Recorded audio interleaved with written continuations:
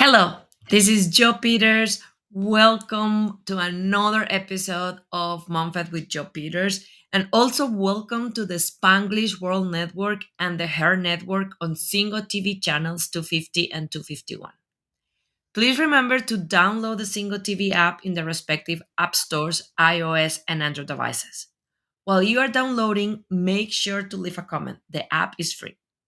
Singo TV is also available on Google Chromecast, Amazon Fire, Fire TV, Roku, and Roku Stick in all the smart TVs since 2016. And if you are here is because you are a mom to be, a new mom, or a mom of a lot of kids, and you want to find the easiest, best way to be a mom and also thrive as a soul. So the purpose of this show is helping you to win the marathon of motherhood without burnout, so you can create your unicorn life. And if you are not following me yet, please go under my picture. You see the handle at Joe Unicorn Coach. You can go there in Instagram, in Facebook, and follow me. I handle my own social media. So if you have a question, if you have a challenge, if you have a problem, if you are struggling, you don't have to do it alone. There is a saying that says there is a village, and I want to be your village. So send me a message, tell me what is going on, and if I cannot point you in the right direction, I will find an expert like Lisa that will come here and help us to figure out what is the easiest, fastest way to do this. I am super, super excited to have Lisa here with me. I met Lisa last year, and she is one of those people that had the most amazing energy and is doing so much good in the world. So I am completely sure that we're going to have a lot of fun in this show. And one of the things that I love about Lisa is the phrase that she live and love. And that is, it doesn't matter how much money you have, it is what you do with it, what it matters. So we're going to be talking a little bit about that later on. But Lisa is a wealth activator, and she is the CEO and the founder of iDay Money.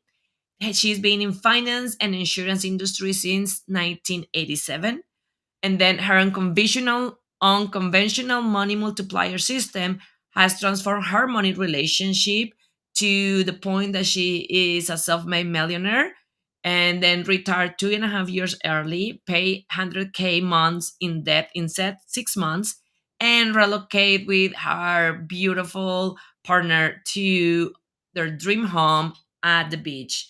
So Lisa, thank you so much for being here with us. It's going to talk a little bit about your story. We're going to be talking about money and moms today, and what is the deal with money and financial abundance for moms. So I want you to tell us a little bit first why that phrase is your favorite phrase, but then second, how do you end working and doing this work around the world with money mindset and helping people with iDay money? Yeah, thank you so much, Joe. It's great to connect with you again. I love the you look so beautiful with your background and all that. I just have to say it, beautiful. So yeah, I got started in finance and insurance in 1987, and I just had a love for money. I started dating money. I had money was my imaginary friend when I was a little girl, and I came from like a rich to rags story because my parents were entrepreneurs. They were married, and then they got divorced, and my dad lived on the rich side of the city and my mom lived on the poor side, and she was always complaining about money. And one of the things I've learned, being in the industry for so long, is that no matter how much money people have, they worry that there's never enough. Will there be enough? I mean, I've talked to multimillionaires and they're like conservative about using their money for the things that they love, and they could be like in their 60s and 70s and still be concerned. And it's like, hey, you have an expiration date. If you don't enjoy your money, your kids will. So that's where it doesn't matter how much money you have. It's what you do with it, because a lot of times, even if you have $1 and you invest it, if you invest 10% of it, and you still have 90% to do whatever you want with it. And just think that 10% of an investment, saving it, even interest savings account, right? The most conservative way to save money. It's still going to multiply for you. And if you continuously do that, you're going to build wealth and become a millionaire. So with me, I mean, I worked at the government for 30 years and I built this using the money multiplier system. I was able to build the wealth by creating money buckets. And money buckets are basically separate accounts dedicated for specific goals. And as a mom of three kids, I mean, I became a single mom at 18 years old. Money was scarce. Like, you got a growing kid, and it's like, I can't afford to clothe you. Stop growing. You buy outfits, and the next week, what do you mean your pants are too short? So, and then of course I had boys, and boys eat us out of house and home. So it gets more expensive as they get older. And it's just like, okay, how can I strategically align my finances to support the growing family and still have fun with my money? So we dated money and we set up these money buckets. And that's where the phrase comes from. And that's how I've lived the life for the last 35 years or so. I love that, and I love the story of how money can be scary, especially if you are a single mom. Um, and I also love from what you were saying that it's not rocket science, right? Like sometimes we have this taboo that being wealthy and accumulating wealth is just for a few and is too complicated. But I love how you put it very simple is if you are organized and do these things, eventually you will get wealthy. It's just that we need to get over that initial paradigm and fear of our relationship with money. So let's going to talk a little bit about that, what you are being seeing and learning as a mom and also as a coach of so many into what are some of those not healthy beliefs and fears that we have around money. And I think that's something that I love about working on this topic with moms is that when a mom heal and fix that, they are not only healing it for themselves, but they are healing it for all the generations Mm. after that because they're healing it for their kids, and then their kids are going to grow up with any of that and going to have a lot more chance of having a healthy relationship with money since the beginning. So what are some of those that you are seeing that are not healthy but are constant or common, especially with moms around money? I would say like the number one thing that I see, especially with moms with kids in sports, is that they put themselves last and they pour all of their resources into these kids, into their sports, into their travel. I mean, they don't even have a life for themselves. They don't even know what me time is. And it's like, wait a minute. Why are you doing all this stuff? Like, we think we're doing so great for our children by doing this, but in actuality, we're just putting ourselves on the back burner, and then we cop an attitude. Like, I did this myself, and when my youngest was 14, he's now 26, I went on strike. I got really ticked off because here I am, like working full time. I had three side gigs because I didn't feel like there was never enough money. Like all these kids are in sports and scouts and birthday parties, and I'm like, why do kids have birthday parties every year? Like, do you have to have so many friends? It's like every weekend I was spending $150 on birthday presents for kids I didn't even know.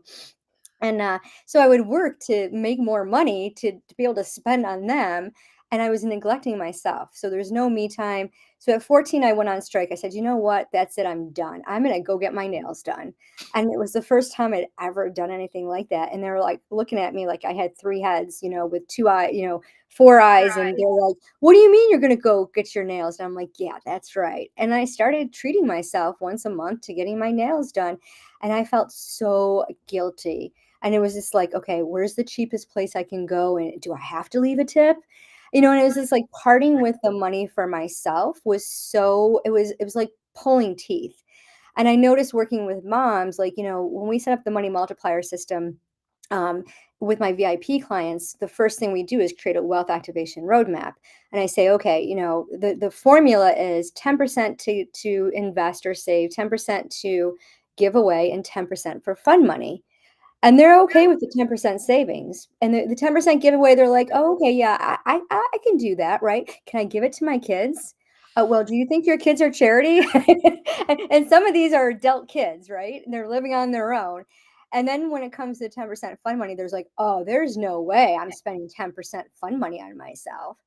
And it's just like, okay, well, let's work through that. And I'm a certified aromatherapy practitioner, and so we use a scent of essential oils to help break through those belief patterns that have been conditioned in us since day one.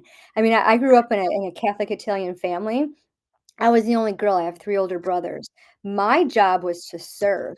So I became a very good people pleaser. And I know a lot of moms out there can relate to this. It's like you're the first one to get up to clear the dishes, to cook the dinner, and to serve everybody around you. And then yourself, like, you eat last, right? You don't even sit down to eat. I still stand up to eat these days. You know? So I think that is probably, that and the fact that when they believe they don't have enough money, they use charge cards. And then the debt rolls in. And then all of a sudden they have all this money on a charge card and they're like, oh my, how did it get to be so much? I had clients coming to work with me and they have $60,000, $70,000 worth of debt.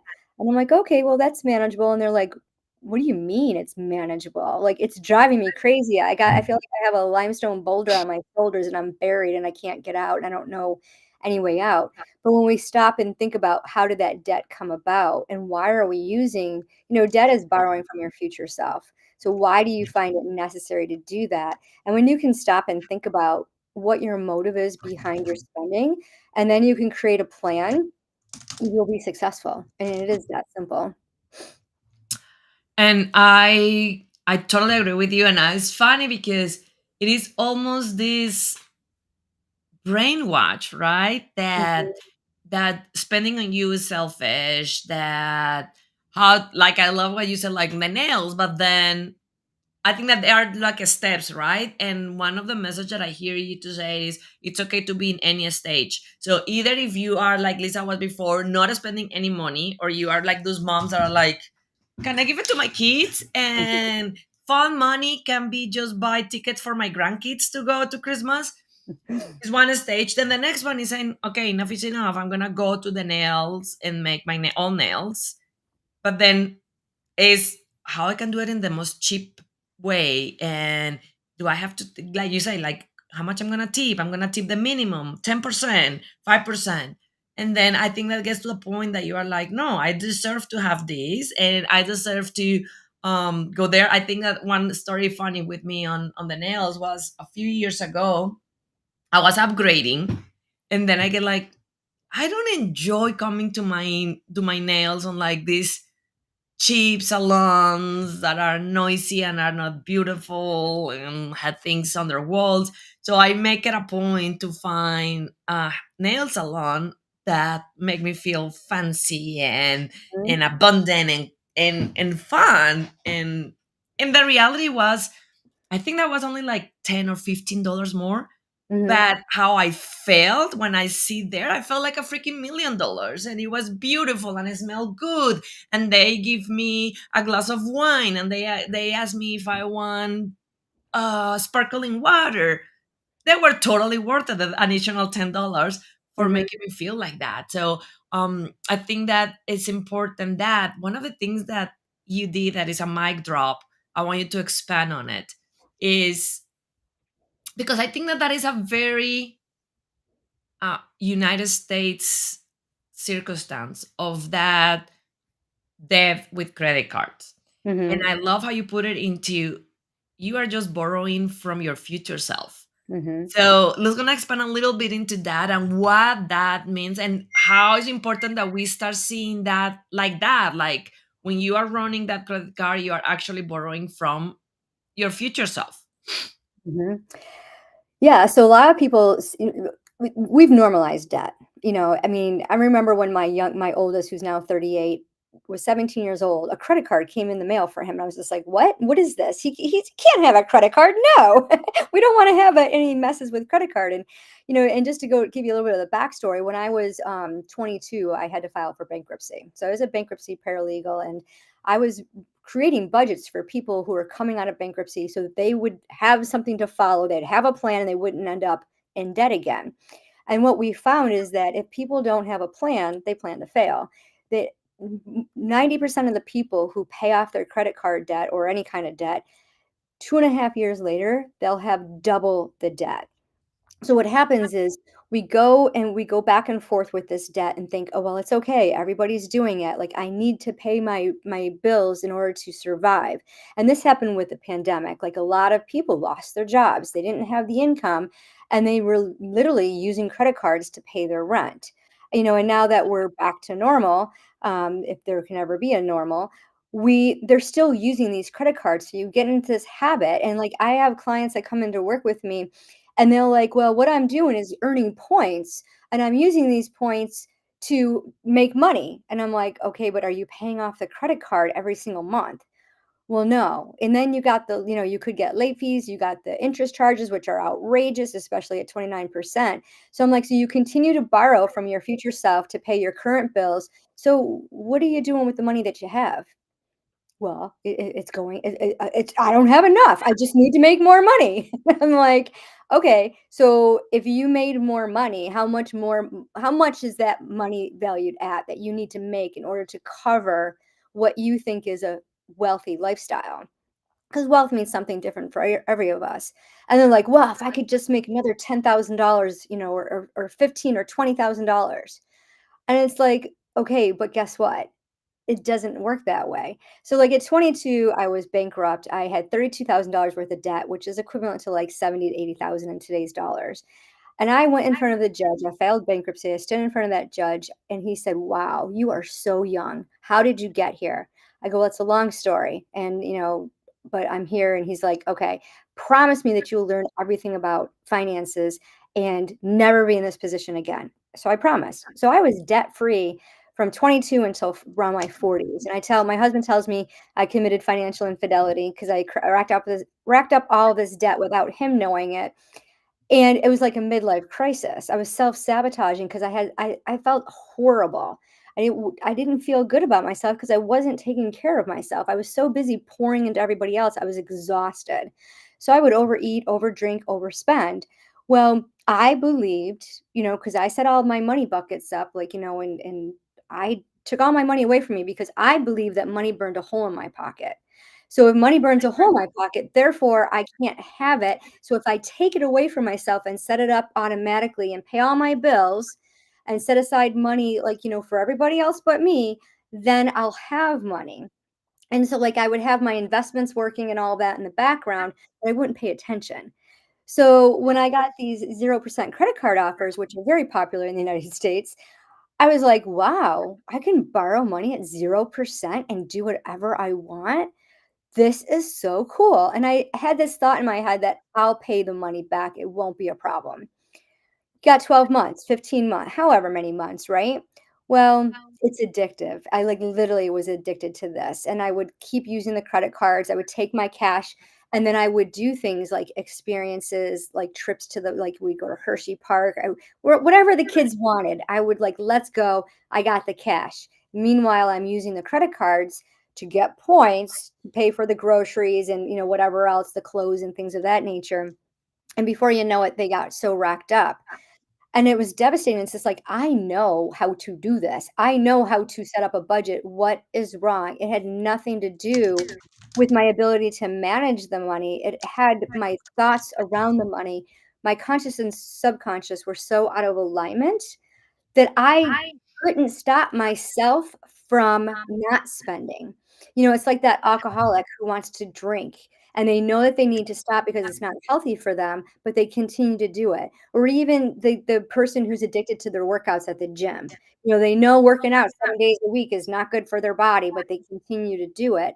And this is what I did with credit cards. And I see a lot of my clients do this as well, especially if there's a loss or there's an illness in the family, and you get a big bill. Like a lot of people don't carry health insurance, and please get health insurance.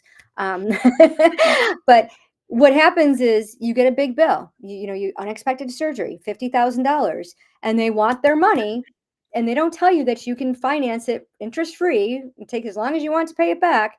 But they make you believe that you need to go charge it. So people will go into medical debt. And it's like, no, stop. You don't need to borrow from yourself, your future self, to pay for this current bill.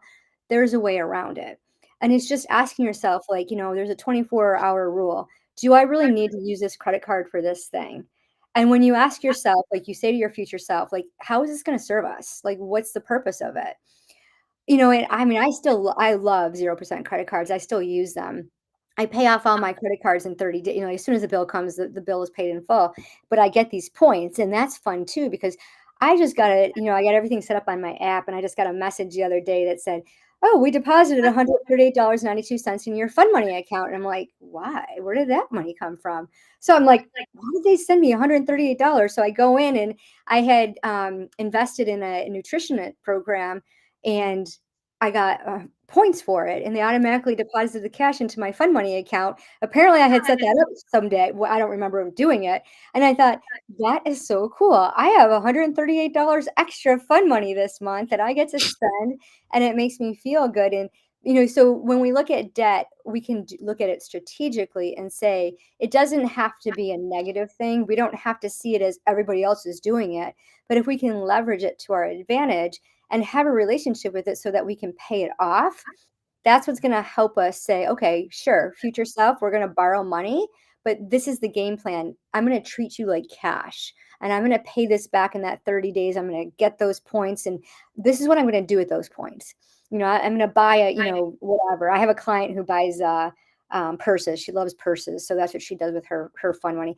I go experience stuff. So And I love that because it's so good. I get so irritated when I see some of these male gurus that says cut, and I see people cutting their credit cards and say, I'm gonna pay cash. I'm like, the problem is not the credit. The problem is your relationship with it. The credit is there if you know the game, like you were saying, and the strategy. You could do a lot of things with that credit and then play with the bank money instead of your bank. Like you were saying, I just did it with a 12-month 0%. I was getting into a gym, and I love the gym, but I'm still accumulator. I'm still like very kind of cheap into like, oh, is that a lot of money? The the the monthly fee was like $160. I was like, that is a lot for a gym. But then they were like, oh, if you pay full for 12 months, we give you this discount and this discount and this discount, and end being almost is almost like $108. So I save $50 every month. So what I did was I get out a credit card of 12 months, put it in that credit card, and I'm still paying monthly right. that fee, but I'm using it.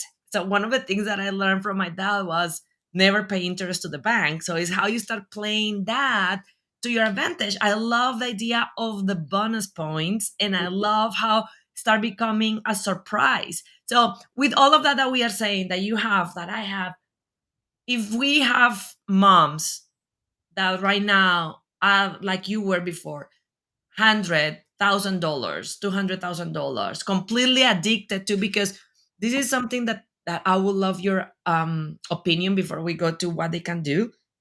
And it breaks my heart because I think that society is getting into this hamster wheel, and sometimes there are even other moms.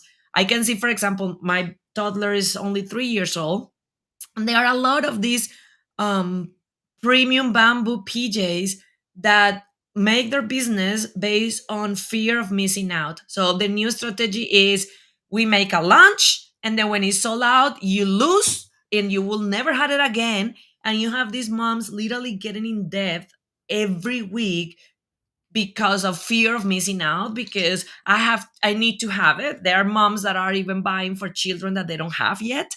That is that power of missing out, of when you are like, oh, I don't want to be the one missing out. So it is sad, and I think that we have a lot of sides pushing Mhm, us into that concept of debt, because the reality is good for them. It's good mhm, for the banks. It's good for the people that are charging you 25% interest. So from all sizes, you have that. So what do you think about that part of the society, of that fear of missing out, and for us females to buy emotionally and to buy because if I don't buy it now, I will never have it again, and how we can start seeing that in a more supportive way that will not get us in trouble. mhm. FOMO is huge, right? And I think marketers do an excellent job playing on that. And I always like to say, fear, we're only born with two fears, the fear of loud noises and the fear of falling. Everything else is learned fear, and it can be unlearned. And when we think about, like, buying things before we even have the kids, it's funny that I got a flashback when I was 11 years old. I had a friend named Michelle, and we used to go thrifting. We used to go to the Salvation Army store, and she was buying baby clothes. I said, "Well, what are you buying baby clothes for?" She goes, "Well, I'm going to fill up my hope chest." I go, "You're what?" "I'm going to fill up my hope chest. So when I have kids, I have clothes ready." And I'm like, "We're 11 years old. What are you talking about?" So, it's planning too far in advance is really, styles change, guys. But when you think about, when somebody says, I mean, that's a marketing line. When somebody says it's scarcity, there's never going to be it again. First of all, there's people who are buying that stuff and then reselling it to make a profit themselves. Or that's a business, model. And so when you think about it, like, really, like, will I use this?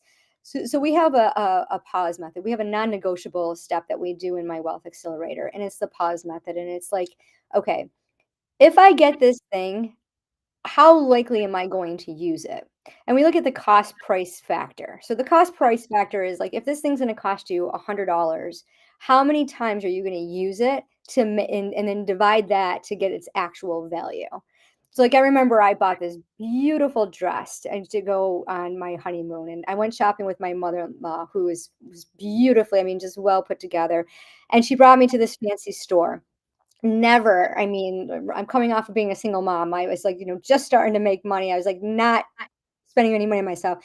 We walk in and these salespeople are just bringing me clothes, and I'm trying all these beautiful clothes that were like 150, $200 dresses, which is equivalent to like $700, $800 today. And I'm like, I can't afford this. And my mom looked at me. She's like, yes, you can, and you will buy this dress. I still own this dress today, and I can still wear it. It is absolutely beautiful, black, like, and it, like you said about the salon, it made me feel like $1,000,000. And when I put, no matter how much weight I gained, this dress looked fabulous on me. And it still does after all these years, right? And when you think about, like, that value, that 100, it was $150 back then, it probably cost me pennies as many times as I've worn it. And the way that it felt, I mean, absolutely priceless, right? The way I feel in it. And so when we think about those purchases, if we can just pause and say, really? I don't have any kids. Do I need to buy this stuff? And we got to think, like, I have a money archetype quiz, and we have 7 different personalities, and one of them is Harry the Hoarder. And there's people are shocked when they come up as Harry the Hoarder. And it's just like, you hold on to this stuff. What for? My client and I were talking about it. We're cleaning out our houses, right? Like, we moved to our beach house 2.5 years ago after living in the same house for 30 years. We had my mom's stuff, his mom's stuff, the boyfriend stuff, the kids' stuff, plus our own. In 8 weeks, we had to clean it all out. Do you know how challenging that was to clean out 30 years worth of stuff? You're talking bins upon bins. Like, ladies, go look in your storage areas, go look in your closets. You probably got a lot of stuff. You probably got stuff hanging on there with tags. Like, why are we buying this stuff to store it? Because we might use it, but then, like, if you're doing it for the future, just stop, okay? Because what's gonna happen, you're gonna have this baby, and then you're gonna open up this thing that you bought 7 years ago, and it's gonna be out of style, and you're gonna be like, and where your kid's gonna rebel and say, "I'm not wearing that, forget it, I don't like that," or "It's uncomfortable," or "It's it," or whatever, and, or it'll get stained because it wasn't stored properly, and there's so many things that can happen to stuff. So I always like, when we think about purchasing services, products, what's the reason behind it and how is it going to benefit you in the future? And really, like, we talk about our ROI, like, how is this going to provide ROI for you? And we can do this with non-business items every single day. Like, they always say raising kids don't care about the money. They want your value time. They want you in your moment, in your presence. They don't want you working, and they'd rather have you crawling on the ground and playing, tea with them rather than sitting in front of a computer talking all day ordering stuff. Absolutely. And so with all that said, now the question is, if we have moms around the world that are like you, with 70, 80, $100,000 in debt, and I know that that is a long work, and the base thing is go and find you and work with you, how they can start moving in that direction, how they can start healing their relationship with money, how they can start taking action today into baby steps. Because I don't know if you feel like that when you are having a debt, but one of the things that make us put our head under the sand is that we feel that is such a huge mountain to climb that we almost feel hopeless into, oh my Mhm. God, I will never be able to. So what would be some of those first easy steps that they can take so they can start taking that momentum, and then with that momentum go and say, hey Lisa, I'm ready to work with you, let's do this. I love debt worksheet. The I love debt worksheet looks at takes all of your debt and look at it and celebrate it. Using art, creative, drawing, whatever, and looking and say, okay, what did I do with this money? And drawing it out in objects or writing it out and saying, okay, I paid for education, I went on a trip, I did this and that. And when you can see what you actually did with your debt, it gives you that sense of satisfaction and like, oh, I'm not bad with money. I actually did good things with my debt. And so when you look at it, when you take your debt, you order it from smallest to largest, the minimum, you look at the minimum monthly payments, and then you start with that smaller debt. This is called the snowball effect. And when you can tackle the small debt first, it's going to give you that momentum. But if you're able to take 20% of your income, minimum is what I recommend, and use it towards that debt. So say you owe $500 to Discover and the minimum monthly payment is $25. You take that $25 plus 20% of your income and you pay every month you pay it while you're paying the minimum payments on the other. And before you know it, you'll have that money. But what I like to say, like we love to shop, it's an emotional, it hits the dopamine and all that, it rises all that. It gives us a feeling, right? We can do the same thing with saving and with debt. So when my clients implement my money multiplier system, we're paying down our debt and enjoying our money and saving and giving all simultaneously. It's not all or nothing. I hear so many clients and people on the internet say, when I get money, I'm going to pay off all my debt. No, please don't do that because you're just going to end up racking it back up again. It's proven facts. Okay. And you don't when you do that, you're in this chasing money, okay? And money wants to be loved and respected. Just think about it as a relationship. If you took all of your money and put it towards debt, money's going to be like, "What? We're not going to do anything else?" It's like serving the same meal to your kids every single day. They're going to be like, "What? This again?" Like, stop it. You have to have that balance. And when you just use these percentages, you can start tackling that debt one step at a time. And as soon as you pay off that smallest debt, it's the secret is not to use that credit card while you're paying off the rest of the debt because do you truly want to be debt free? So asking yourself, so I always say the best thing to do is start with, dear money, you suck, but I love you anyways. And just let your heart tell you what you want to tell money as if money was a person. And it's such a release, it creates such a release, and then go into gratitude, like, gratitude is the epiphany of everything that we do, it changes our hearts. I know it's one of our non-negotiables in the Wealth Accelerator. Every single day, we give thanks for 10 things and why we're thankful for them, not just it's not a laundry list. But when you can be really thankful for your debt and say, "You know what? I wanna pay you off because I wanna start leveraging you, and we're gonna start making money together. So, what can I do to pay this debt off quicker?" And that's one of the reasons why I had 3 side gigs is because I was using all my side gigs to pay off all my debt, and it was, able to as I was, leveraging it, building up savings, earning these cash points, I'd get 125, $130 in points, be like, "Cool, put that towards the debt, and let's see how fast," like, make a goal, like, "Okay, the first 3 small credit cards total 3,000. If you look back 90 days, do you have an extra $3,000 in your budget? Yeah, you do, because you probably went to dinner, you went to Starbucks, you took the kids for ice cream. You have extra money. It's just that you don't know because you've never written it down. You haven't paid attention to it. And even if you do have it written down, you're still ignoring it. So it's almost like that one night stand or that's, hey, come over for dinner and then I won't talk to you for weeks. That's kind of what we're doing with our money and our debt. So if you can get into the position where you can just make that list, write that letter, give thanks for it, and then just say, okay, you know what? I'm going to give myself 3 weeks to pay off that $500. How can I do it? Look around your house, you know that stuff that you're hoarding on? Sell it. Use that money to pay down that debt and give yourself that dopamine hit, and it becomes a game. You can make it a challenge, and it actually becomes fun, and that's very addicting too. And I love how that, because one of the things that I know with my clients is not just saying this is not helping you, this is not working, stop doing it.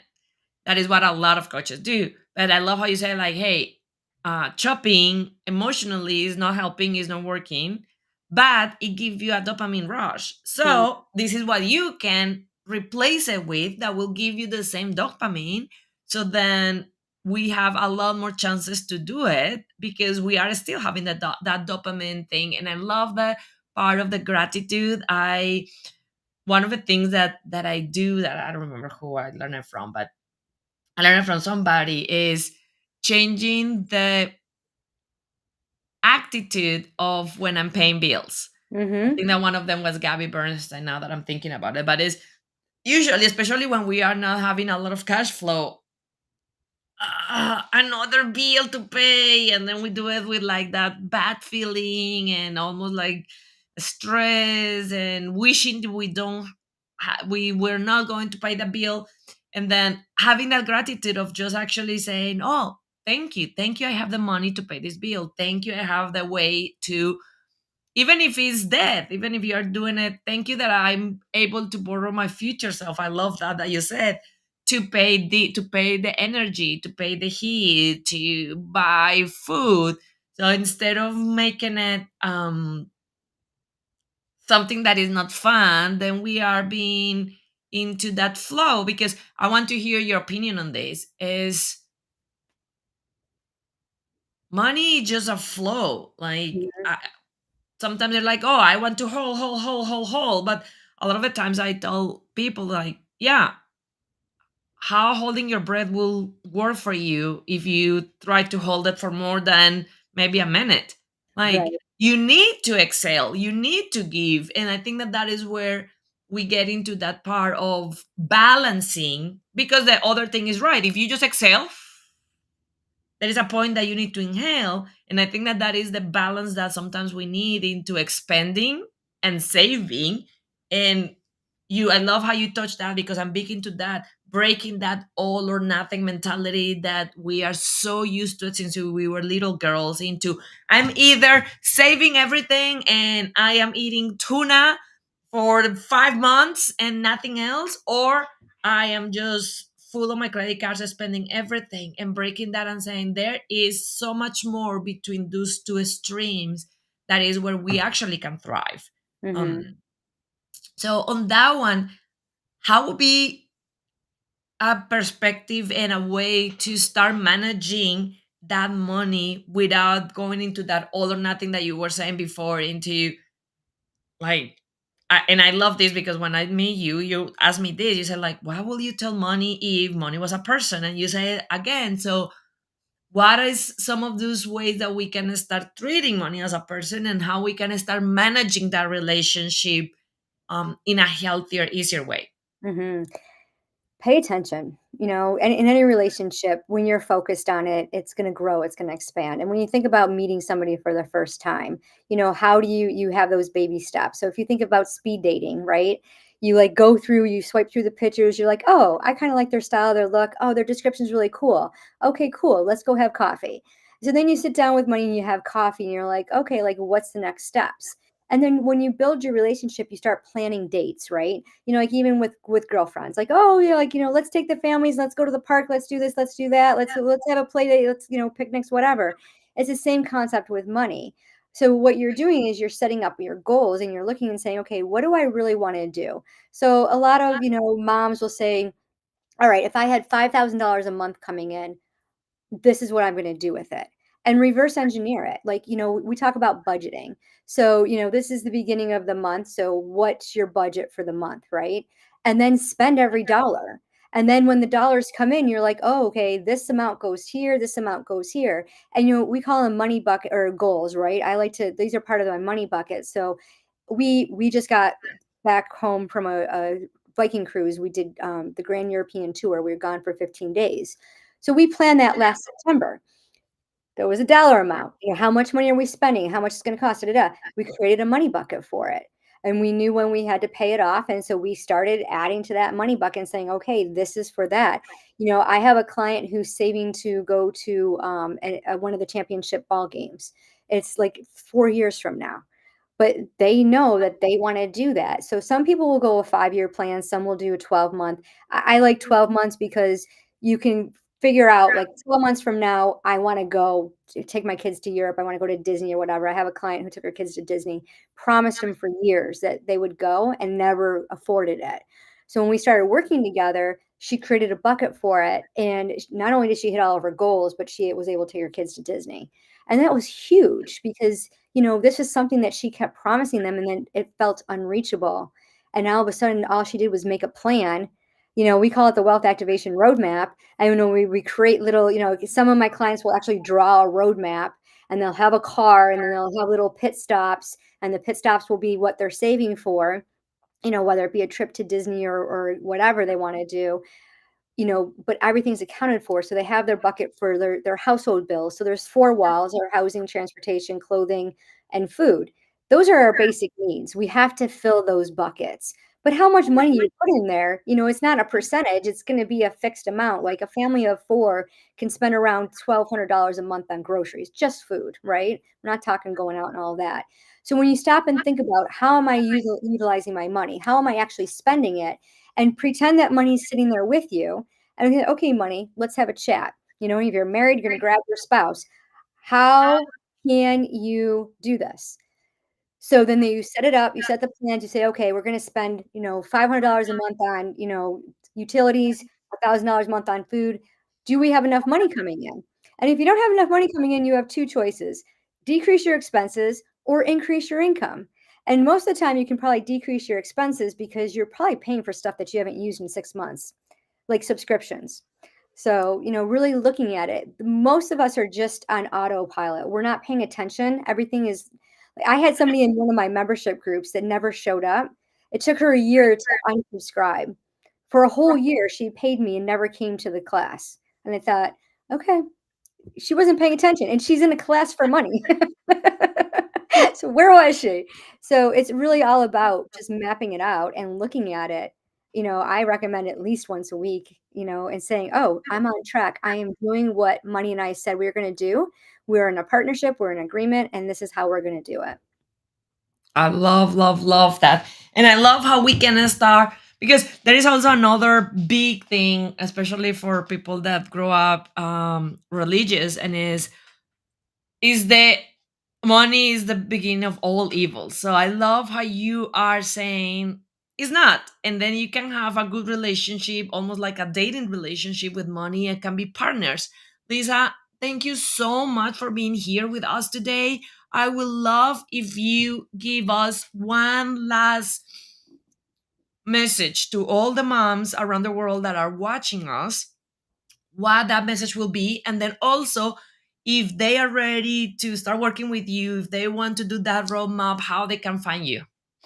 Yeah. So I would say the best thing that you can do for yourself as a mom is to put yourself first. Take care of you and really indulge yourself in that 10% fun money. The rule about 10% fun money is that it's all for you.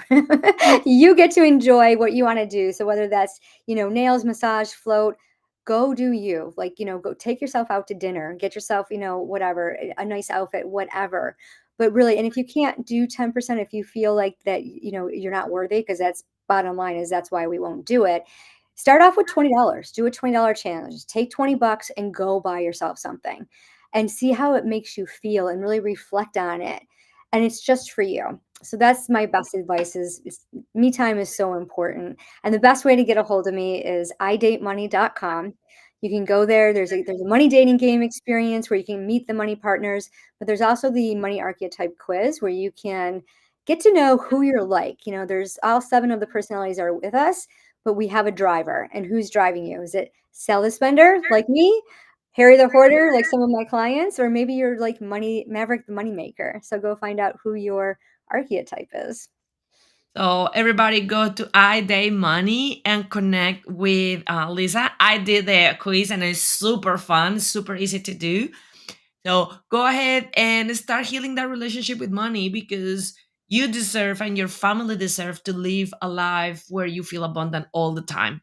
So thank you for joining us. I hope to see you again next Friday. Lisa, thank you so much for being here. Everybody, go ahead and follow me on Instagram, Joy Unicorn Coach. Let me know how this resonate with you. What do you like? And what are you going to implement? And also remember that this show can be heard on the Spanglish Radio Network. Please check out www.spanglishworld.ca for all the news and programming. Spanglish World. Watch it, hear it, read it, download it, and live it.